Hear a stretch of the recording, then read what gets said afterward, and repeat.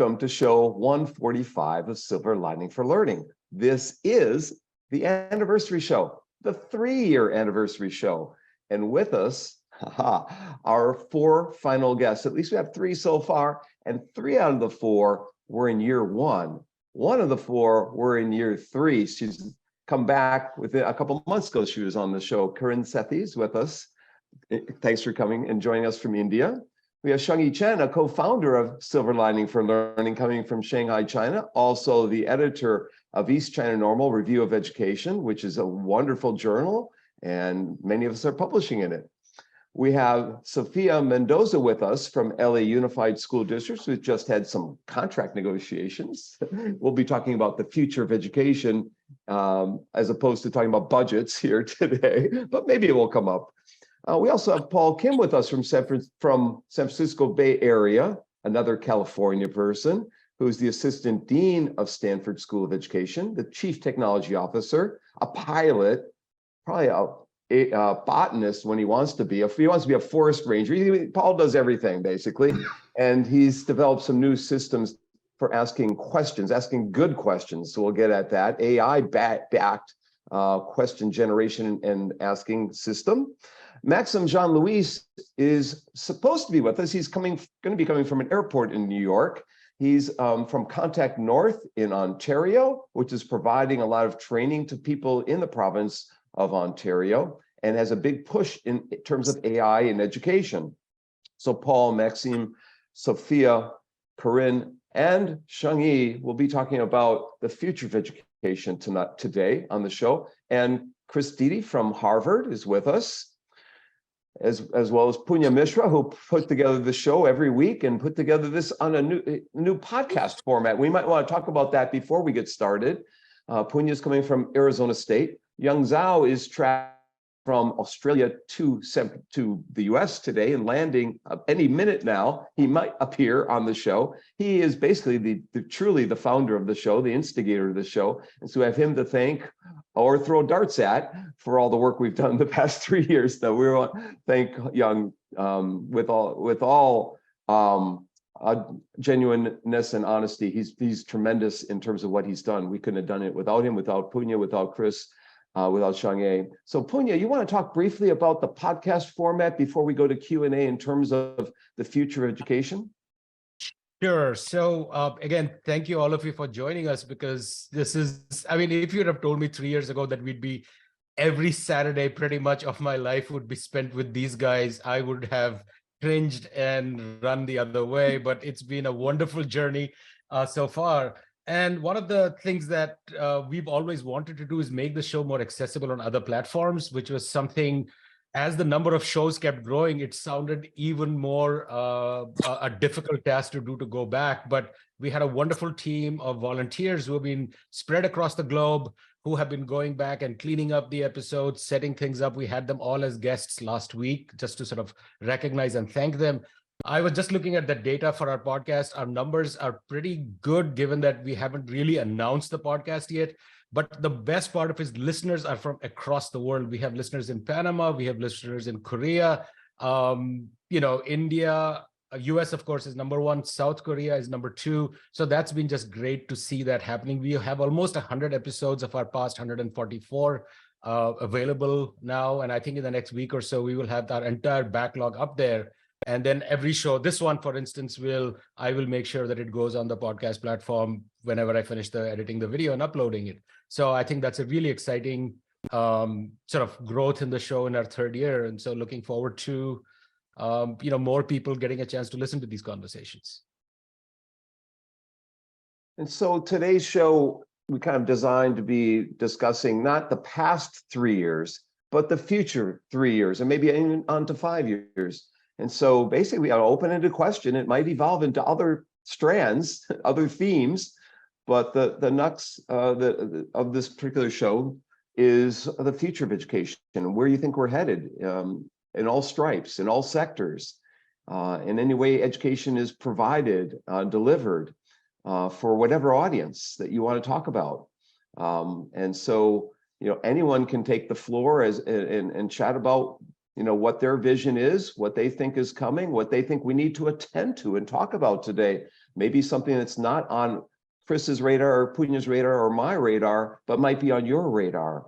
So please, even if you think it's something that's a little bit off the wall, or, something a little unusual, feel free to chime in with what that might be, because it might lead to an interesting conversation that we haven't had before. And so I think we should start with one of the ladies on the show. Kiran, you were the first one here today, so I'm thinking you have lots of thoughts. No, actually, if anything, the last 3 years have kind of given us, it is this complete clarity that I know nothing, and to kind of even tell discuss us something you know something about. Tell us what you do, what you've done, and why we had you on the show the first time, and then go to the future. Well, I don't know exactly why I was there, but I know Punya. I met Punya in India, and we kind of connected. But I think it is to do with waking up every day and figuring out, why we do what we do. So in the last 23 years since running the school and learning from what learning might look like and what is the purpose, and it's kept kind of evolving through the 23 years. And I'm running the school for 23 years. And then, of course, through Design for Change, which is now in 65 countries, I get the opportunity to meet children across the world. And it keeps coming down to just one thing, to be heard, to be noticed, to be seen. Every child across the world, no matter what the demographics are, what the history, geography, cultural spaces, it doesn't matter. A child anywhere is telling us, look at me, I can. And unfortunately, in the first 2 years, when they tell us they can, we send them to school and say, no, now you can't for another 15 years. And then we keep talking about the future of education. Fundamentally, we understand there's a disconnect, the idea of agency, the idea of empathy. That has never changed. I don't think it changed 22 years ago when I took my son out of school and recognized that very disconnect that happened when we started rewarding compliance over conversation or questions, like Kim saying, but we know it. And for 22 years, we're still battling the common sense idea of how children need to be recognized and noticed. And then we keep talking about the future. We've never done anything in the present. And we keep saying, okay, let's figure out the future. So for me, I think the constant focus on today and how do you leave today a little better, a little kinder, a little bit more humane, and getting that to be the purpose of how children engage with the world, I think is great. And if we do that well, whether Chat GPT comes or whether Corona comes or whatever, I think Chen would be able to navigate that and shape it in kinder words. So I think for me, that's really where I am at the moment, no matter what AI seems to say. But I think just focusing on the today, making sure we notice and we listen and we love. I think that's something gone. And we joy. Joy has gone out of the window. I think somewhere we've forgotten that as well. So I think that ingredient to put joy back, I think for me is a good enough reason for the tomorrow. So do that today, and the tomorrow will serve itself well. Well, Punya's got a comment, and after Punya's comment, Sophia's been smiling a lot, so I'm sure she's got many comments. She's writing notes, I can see. So Punya, then Sophia, and then Shungye.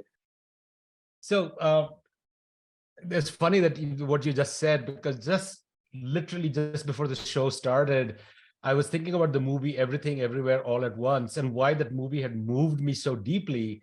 And it struck me that really that it was about making sense of a world that doesn't make sense. And what do you do when things are transforming around you? And that basically what you have at the end of the day is acceptance and kindness. And I think those were sort of the words that you spoke about, and living each day. And I mean, in a universe that doesn't make sense. And if you look at the world that we are in today, whether it is the repercussions of the pandemic or sort of political divisions and other, socioeconomic challenges and all of that, I can see a young person or, educators or whoever sort of throwing their hands up and saying, what's the point? What meaning does it make? And I think that movies. I mean, the reason I had to comment is because I was just talking about it literally 30 minutes before the show started. So thank you for that. Sophia, go ahead. Wow, so much what you shared, Kiran, resonates. Yes, it's right. I was taking my notes because I was like, oh my goodness, yes, it's all coming together. I'm glad you're seeing that as well, Kiran, because in the work that I'm seeing here in Los Angeles and with other folks across the nation, it's really about the joy, right? Like, how can we make sure we are bringing back that essence of joy into schooling? And, we can argue, was it ever there, but that is really a lot of the educators that I'm connecting with are saying that, but they're tying it to something else, purpose driven, right? What's the big context here? What's the purpose for me? Just like what you were saying around being seen, heard, and loved. Even our educators, want to make sure that and feel that when they are coming into their spaces, that they too are being seen, heard, and loved. So what I'm more putting it into a more specific context in the work that I get to lead, it's such a privilege, the computer science integration with our most youngest learners, what that can look like and what it does look like to our adult learners, and how we're seeing our educators starting to contextualize computer science for a purpose, right? Computer science for good. That way it's integrated and threaded throughout everything that's being done. For example, we're seeing students leveraging the digital spaces for civic engagement. We're seeing this all around the nation. But I think what's most at the core here, what I see on the horizon, is this purpose-driven learning. We launched our first esports challenge with students, and it was opened up to every student. And we did this within the context of Minecraft education. And we set the problem of practice for our students to, let's solve some of the problems here in Los Angeles, right? How can we make this and leave this better than what we found it? And we're seeing our youngsters coming together and really feeling like they can contribute to something. So that's really on what I'm seeing right now, starting to develop and brew here in Los Angeles. But I'm also hearing it from other folks across the nation. Shungye, you have a comment on that? Yeah, thank you. Actually, I quite agree with Karen. Yeah, I would like to follow Karen's point, that is actually we need to focus on current. Yeah. Actually, from my perspective, I think there are quite few speakers from China in last 3 years. So currently in this new term, we just have this kind of recovery from those shocks. So actually we didn't expect this COVID could last for 3 years, and it's quite a lot of ups and downs. And we just recently, everything gets normal, back to the normal. And I think we were still in this kind of aftershock therapy period, either in schooling or in our normal life. So just for example, that people were used to online meetings, all kinds of online meetings. However, currently, we just want to get rid of it. We just embrace more on-site meetings, person to person, and we would like to see each other offline. So I think this is kind of an example that we this could bring us to this kind of thinking about how from the past to the future. So we would like to focus more on the current. And also I think that ChatGPT, such kind of a new technology, also as Punya mentioned, that we have already seen this as happening in China. My colleagues could make up a kind of video speaking in his voice, in his face, but actually this is not from him personally. Yeah, so technology could do a lot of things, and easily we can turn to a kind of request or make a kind of expectation to our education. That is, we should change our curriculum, change our instruction, and we could make it not knowledge driven. It should be more competence based. We have such kind of slogans quite a lot, like just even when IT rose. So I see, as currently, from current to the future, there are kind of two tugs of war in my eyes. That is, the first one, the first tugs of war is that kind of a rising new technology versus this conservative or institutionalized schooling. Yeah, so when every new wave of new technology come in, we will see this kind of schooling and our education or schools, they changed much slower than we expect. So here could remind us of this, why this kind of a tug of war persists. Okay. The second thing is about this kind of a tug of war between family, parents, and our educational sectors, or our this whole out of the other sectors, out of the family, because in the last 3 years, I focused more on the parents, especially those parental digital labor invested or engaged in this kind of a home-based learning. So I have a paper published based on Chinese parents' engagement in this online learning. Especially, we identified that quite a lot of mothers, yeah, it looked like they have this kind of a motherhood penalty from such kind of a technology based learning. And so this reminded me of this, if from the current to the future, who would bear the cost of this kind of a nurturing, educating, and how could share this kind of a cost, not just about money, but also about an energy and attention. I think there's a kind of invisible factor.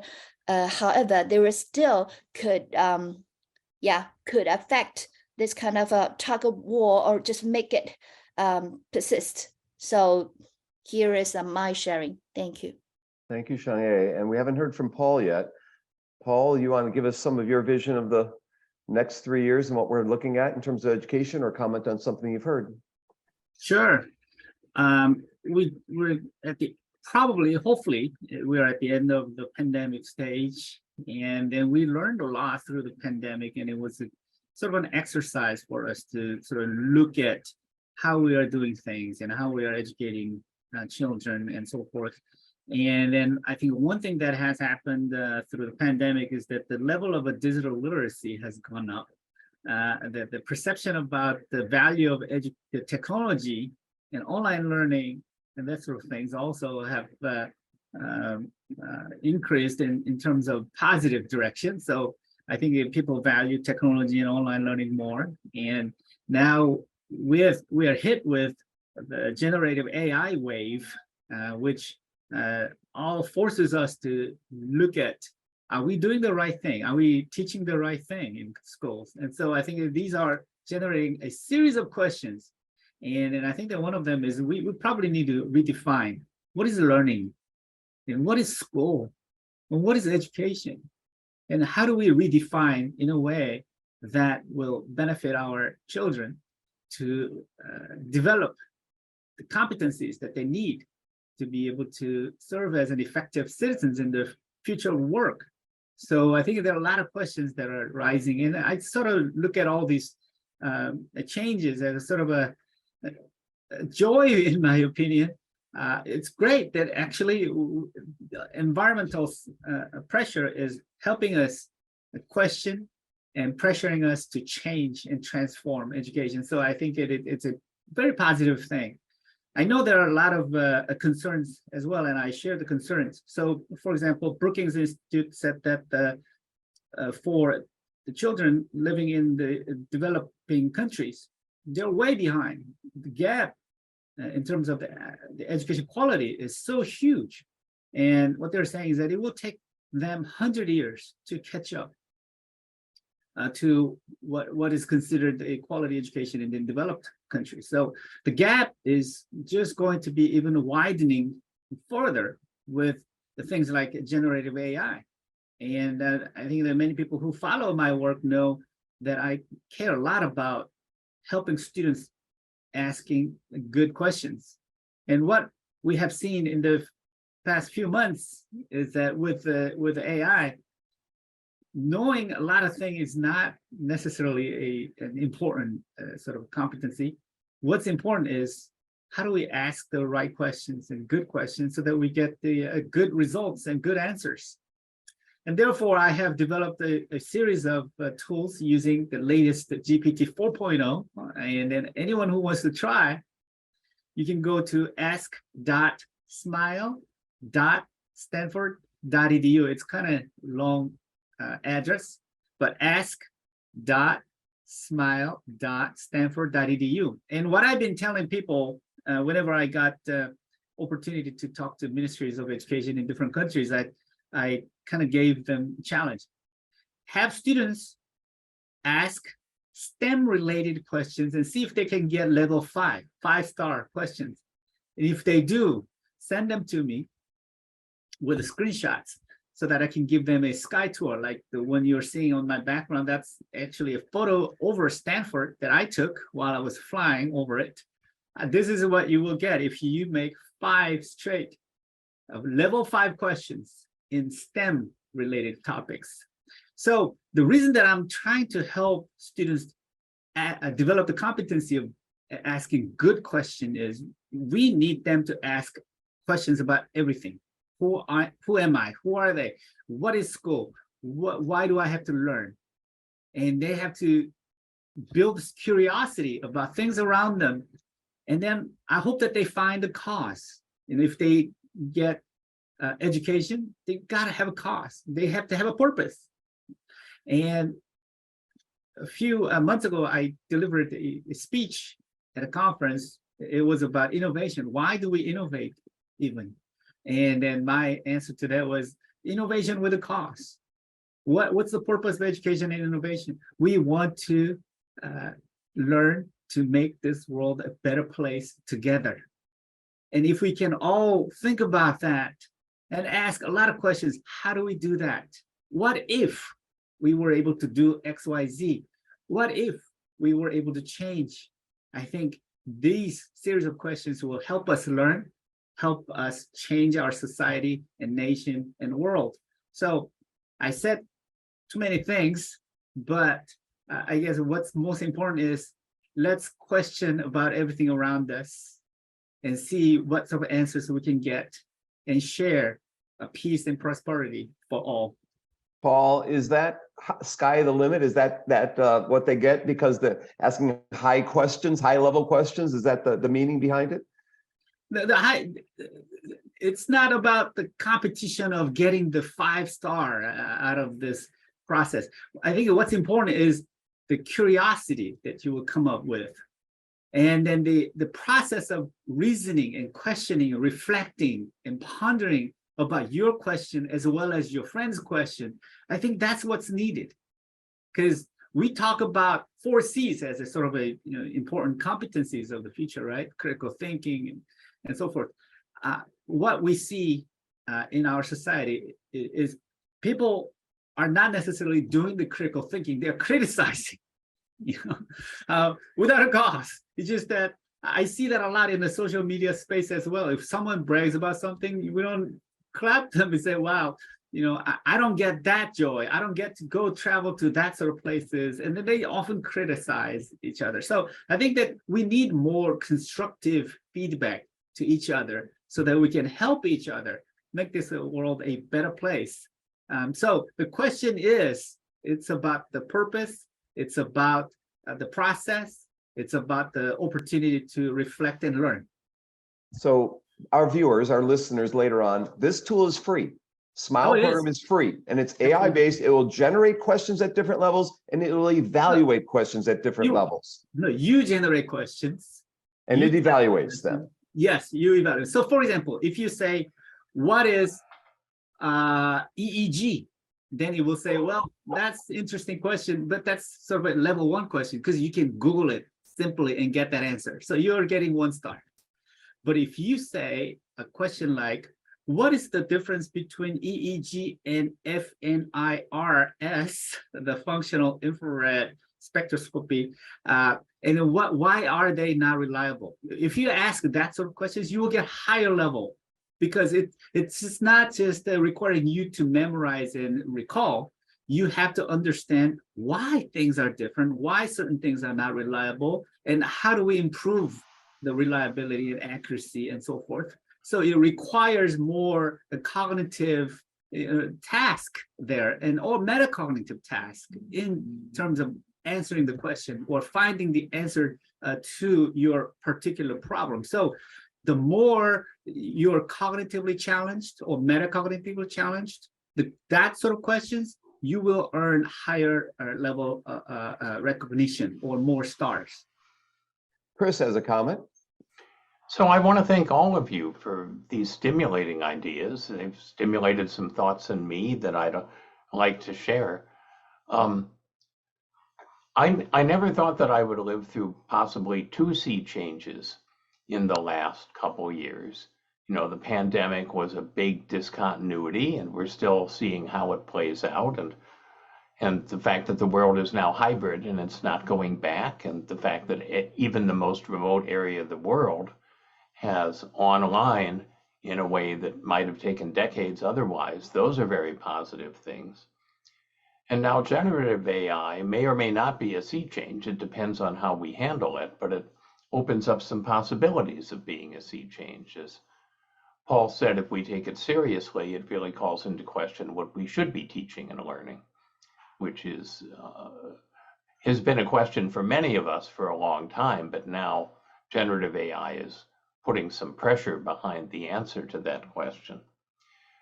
What I would say when you live in a time of sea changes is that it's harder to predict the future, which we've all been saying, but it's easier to invent the future, because the dead hand of the past, the compliance mentality of the present, the trends that one fights against if you're trying to change a system, those are all disrupted.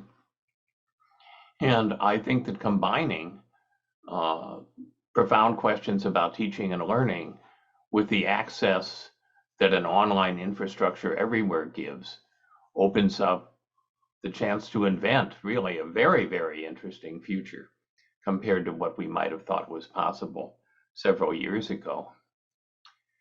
And I've thought a lot about Paul's questions the last few days because, you know, I've been having dialogues with my students, I've been having dialogues with my family about what are the good kinds of prompts to give Chat GPT and generative AI writ large. And I've said, you know, it's a bad idea to use a prompt that says, write this letter of recommendation for me. I don't want to spend the rest of the program explaining why it's a bad idea, but it's definitely a bad idea. But it's maybe a good idea to say, what are the dimensions that should be referenced somewhere in a positive letter of recommendation? Because now you're not asking ChatGPT to do your job, but you're asking for information that can help you to do a better job. It's sort of like the Star Trek analogy that I use for intelligence augmentation, Captain Picard and the android Data. Picard says to Data, you know, the Klingons are outside. Where do we stand in terms of defenses for our ship? Data does not say, I just fired everything. Thanks for asking, right? The generative AI response. Data says, here's what you need to know so that you can make a good decision. And hopefully that's the way that we're going to think about positive ways of using what is in fact a very different system than people think it is. I was appalled by the op-ed that Tom Friedman wrote for the New York Times in the past few days. I have a great deal of respect for Tom Friedman's work 20 years ago, but he really got sold a bill of goods and just passed it mindlessly on. And it's doing a major disservice to the public to have such an uninformed view of what generative AI is and what it's capable of doing. The last thing I want to throw out, and this also speaks to themes that you've raised and might be the basis of an interesting discussion going forward. When you ask AI something about society and it comes back with something that's biased, it's important to recognize that generative AI is a mirror. You've got all of this stuff on the internet that taken together is more of a scan than any human being can do of all of the digital resources that are available. And it's not surprising with a biased society that you get back a biased image. In fact, it's accurate. And the idea that somehow you can create an unbiased mirror of a biased viewpoint is silly, right? Because the bias isn't in the mirror. The bias is in what the mirror is seeing. And so the challenge for all of us, I think, is yes, we want to remove bias that we're building into algorithms and other things. But it's also to recognize that we're never going to get to unbiased things in a system that reflects what it sees in a very biased world. So just a few ruminations based on the very nice evocative things you said about the future. Chris, you don't get away that easily. What did Tom Friedman say, actually? I didn't see the article. Please tell us what was in there. Well, I'm going to oversimplify, but he talked to the marketing person for OpenAI. So that's problem number one. If you're a good reporter, you don't begin and end with the marketing person for something that's trying to promote itself.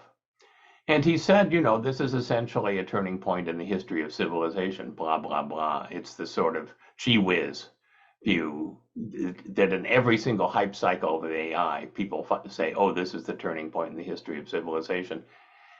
He doesn't understand, and I think 90% of the people who are writing as experts about generative AI don't understand that generative AI does not understand, in the human sense, anything at all that it's saying. It's a language model, and it's a large language model that given a set of training, tries to predict what the next word is in a sentence. That's about as far from an understanding of something as you can possibly come up with. And until people get it, that that's what generative AI is, they're going to continue making all these crazy predictions that unfortunately uninformed media are happy to print and promote. Looks like Punya wants to jump in with a question, and I'm sure all of us are speculating about the impact of generative AI on their students and their lives. And I'm sure everyone has a comment, but Punya's first. Okay, so you know, I was just thinking the other day, I was reading the news story about this village in Rajasthan called Alwar, where their fundamental economy is from sextortion rackets, and the police came to try and break it up, and the women in the village beat the police away. And it struck me that Tim Berners-Lee, when he was sitting in CERN and inventing the World Wide Web, had no idea that there would be a parallel economy of sextorting that he was going to start up in a village near Alwar in Rajasthan. So I think the implications of some of these technologies happen in ways that one cannot predict. Whether you look at, you know, how the Rohingya are being, you know, or the use of social media to spread misinformation and so on. So I'm genuinely sort of curious to hear from sort of Kiran, you and Sophia about, particularly because you are on the ground with schools and with kids, that what are these kinds of changes that you see happen? I mean, what impact do you see these as happening in sort of the long term? Because that's what is like really intriguing to me, is that we often draw this straight line between an innovation and, what effect it'll have. But I think that the way society and the world and our sort of existing structures play out, I mean, we are seeing school districts banning it. We are seeing, all kinds of sort of responses to it. I'm just curious to hear from actually all four of you about what you see as these off the path sort of changes that happen because these tools come along, and maybe there are some parallels with social media and so on that we can think about. So Kiran, maybe start with you and then just go around in a circle. Yeah, because Paul Kim has been around the world in school districts. Exactly. No, something I think all four can sort of speak to. Yeah. I mean, all of these are external expressions. I don't think none of these, what the tools we use, everything are external expressions of how we use it. And I think it will eventually, and it always has, come down to value propositions. It comes down to how will I use what inventions, discoveries we create, which is the external self of who we are. If we don't harness that, if we don't understand the inherent good of who we can be, I keep thinking to myself, I said, we as a species are human. We've not done a very good job of being this species, but being humane, I mean, the idea of the values of being humane, choosing to use something for good, for equity, for kindness, for sustainability are choices we make. AI is not making that choice for you. You are making the choice of how to use it. Anything that you do, the external is not at fault. It's not the issue. It's not the villain. It's not the possibility. It is you. It is eventually what and how you will use it for whatever the distinction.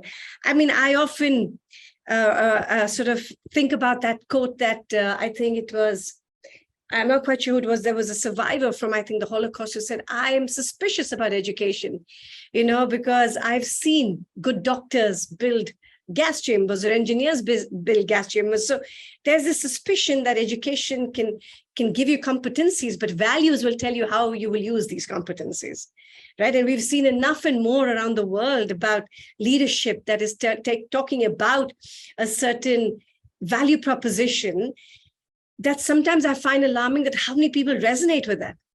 Where are we going wrong? What are we doing? How are we letting ourselves down? How are we letting our children down? What is it that we're not doing enough? What is it we're not being enough to be able to provide, no matter what? I mean, you're talking about Chat GPT, there'll be something else tomorrow and something else. In fact, the pace at which the world will change is going to be much faster going forward, right? But it'll always come down to, I feel, I mean, looking at our children, looking at how they look at social media, their world has completely changed. So I think education, whatever it is, school, education, parents, Chen talked about that. Who are we being? What kind of role models are we being? Because I've seen one thing, children will not listen to you, but they'll always mimic you. And are we really worthy of being imitated? What are we living? Who are we being? Are we even being worth looking at a worldview that our children will see? So I think for me, everything else is external. Who you are and how you will use what you have will ultimately shape what we become. So I think it is the internal that finally will be your navigating compass. Sophia?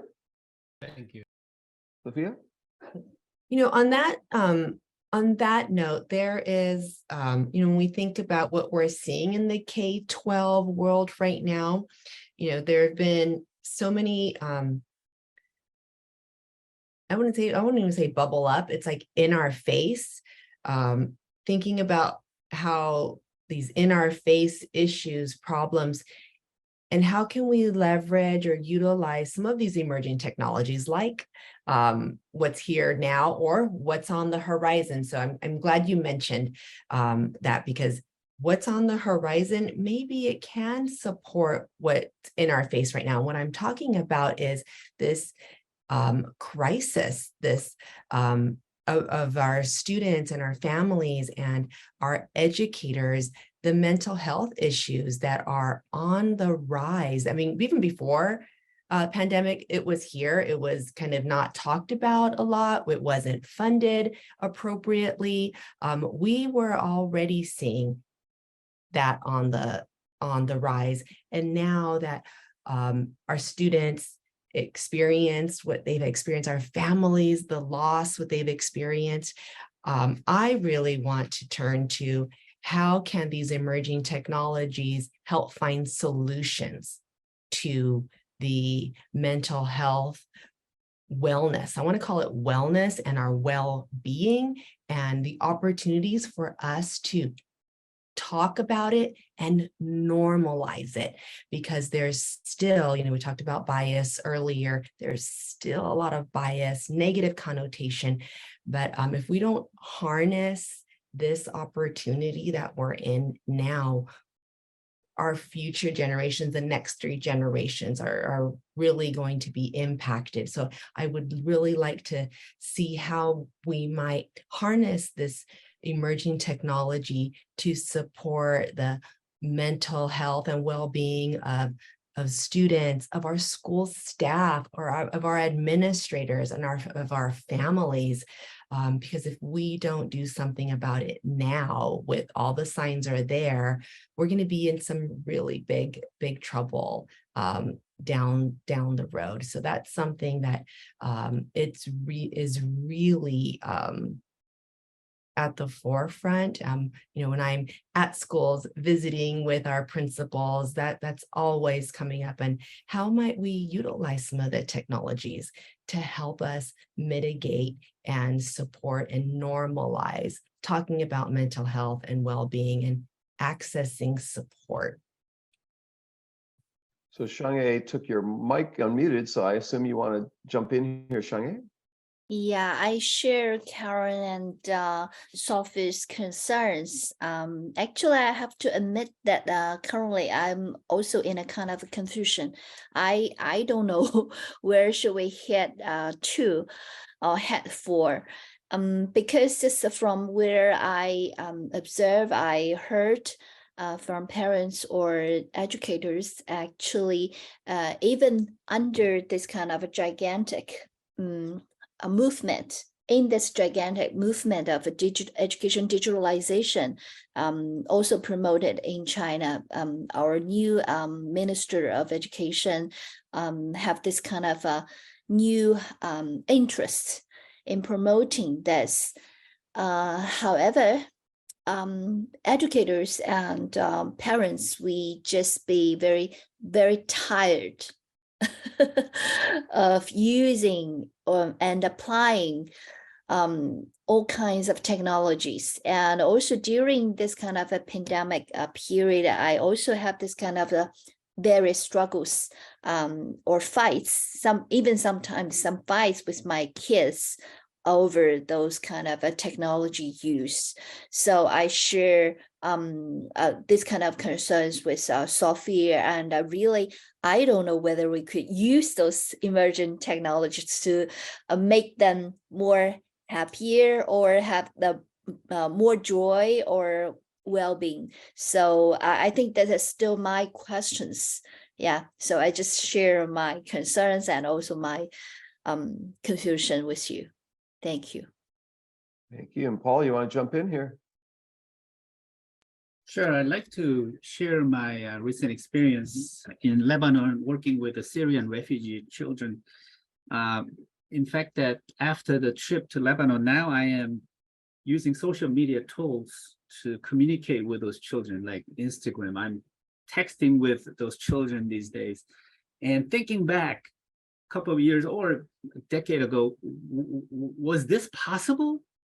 No, it was not possible.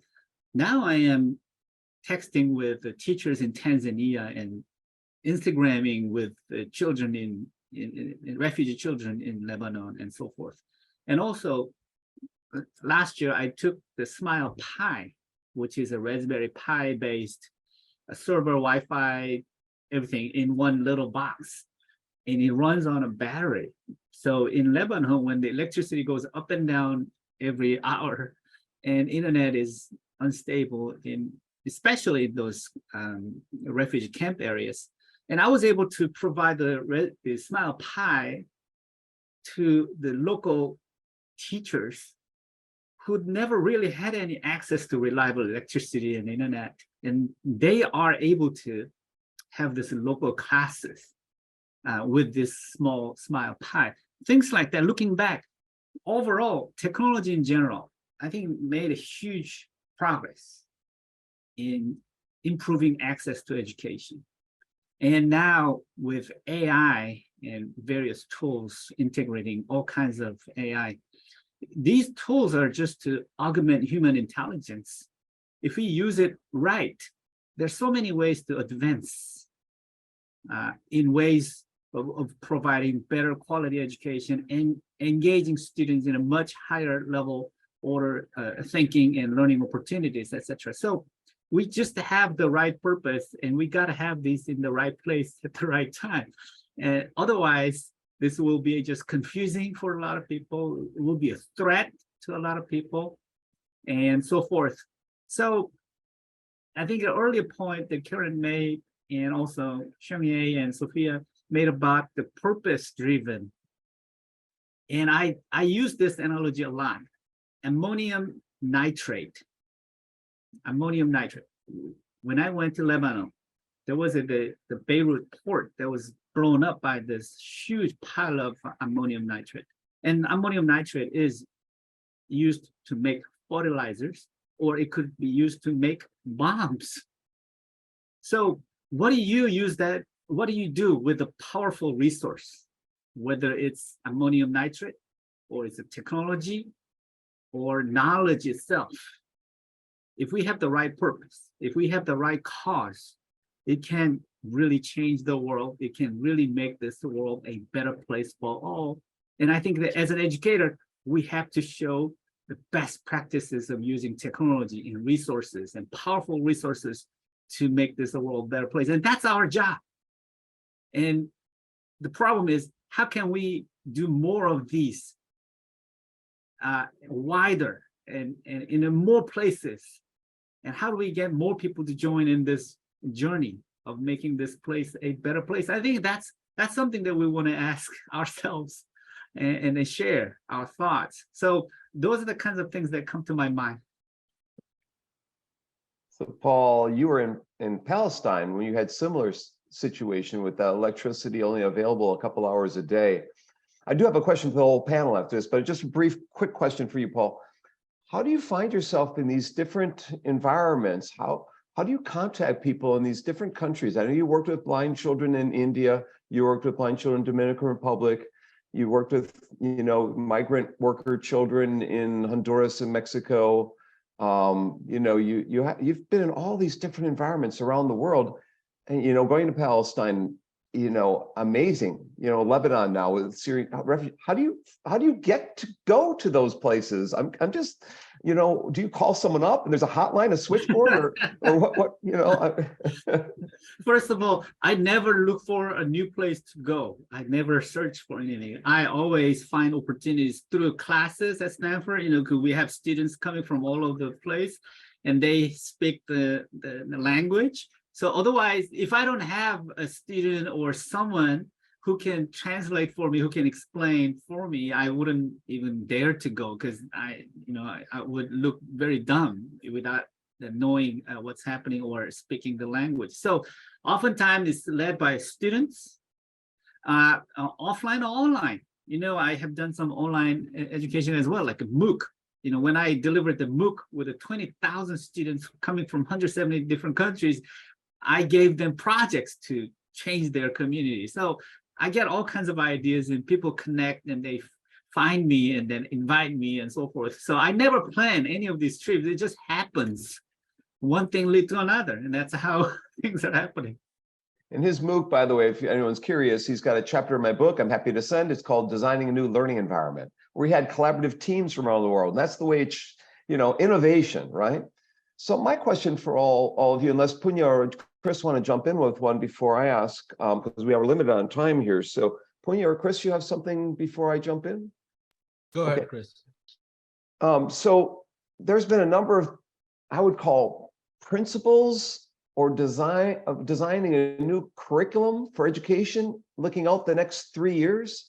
So if you were a curriculum designer, or if you were an educator, if you were in your current role, and you were to fast forward yourself 3 years into the future and stumble into a school district or a higher education institute of some type, and they had some of these things that we've talked about today, that Kiran has talked about, and Shungye, and Sophia, and Paul, and all of us. You've mentioned certain things, and I've written some of them down here. I don't have all of them, so I didn't start this right away, but really we start off with joy-driven. Kiran had talked about joy-driven, solution-driven, Sophia was talking about, purpose-driven, Paul and all of you were talking about. And then, going back to when Kiran had talked in the beginning, talking about identity, giving students voicedness, empowering them, having everyone wants to have a sense of purpose for who they are and what they're doing in the world. So the curriculum in part should have some aspect of some of those things, whether it's joy-driven, solution-driven, purpose-driven, identity-driven. But then Paul got us, well, when we engage in different learning tasks and activities, the focus should be on some cognitive or metacognitive aspects, so that they're reflecting constantly on what they're doing and why they're doing it, and asking good questions about that curriculum they're engaging with, right? And Chris added to it that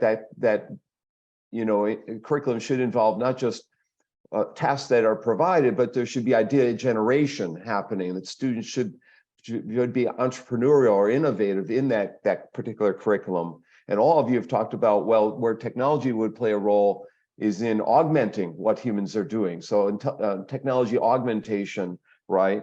And along the way, some aspect has to be, wellness and some life skills. My question for you is, those are the things that I picked up on. Were there things I missed? If you traveled 3 years in the future, what would you like to see in addition to that? In addition to those things, or how would you wrap all those together? What kind of themes would you create? We've only got maybe 6 minutes left, I see on my watch, so maybe a minute each of you, or a minute and a half each of you I know it's a hard question to just jump in and answer, but Kiran, you are the one first, so why don't you go again? I always, okay. Well, I think in the past, I've often looked at what the smallest timestamp is in a learning moment to a longest timestamp. So if I just look at time as units, and I keep thinking that typically, if one looked at a learning moment, it could be as small as 30 minutes, 60 minutes a day, 15 years. And if one could reduce learning to the smallest timestamp, what happens in a moment, I've often been thinking about what are the enablers, what is that learning moment should have in terms of to enable, learning that is purposeful and joyful. And at the school we run, we've come out with something called the 4 enablers. So we said if those 4 ingredients are there, they're fairly universal. It can happen under a tree, it can happen at Stanford, but if I guess the 4 enablers are there, and then I feel that learning would be meaningful, it'll be empowering, built with agency and empathy. So one, of course, we've all talked about is relevance in learning. I mean, why do we do what we do? I don't think we talk about that enough. It's always what will we do rather than the why. So I think the why is a crucial component of the first enabler, which is relevance. I think the second enabler for me is quality and craftsmanship and excellence. For me, that's the rigor. Otherwise, what happens in most learning is often repetitive rigor, which is just meaningless.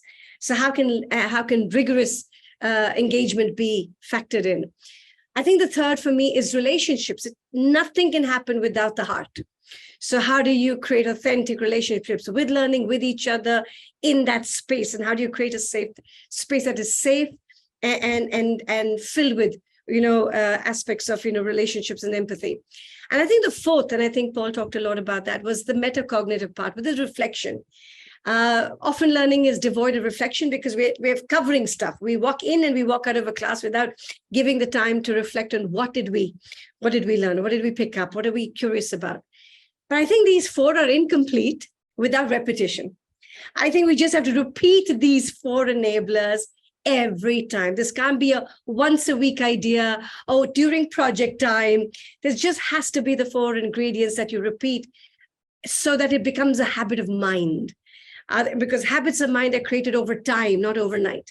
So if one could repeat this, and if at all the learning journey of a child still happens to be in a school setup for whatever that reason, till that gets challenged, if that is, and then that's 15 years, it's a beautiful way to build a habit of mind that is deeply meaningful, purposeful, and creative for the greater good. So I think some of those could be, I feel it happened 22 years ago when I started.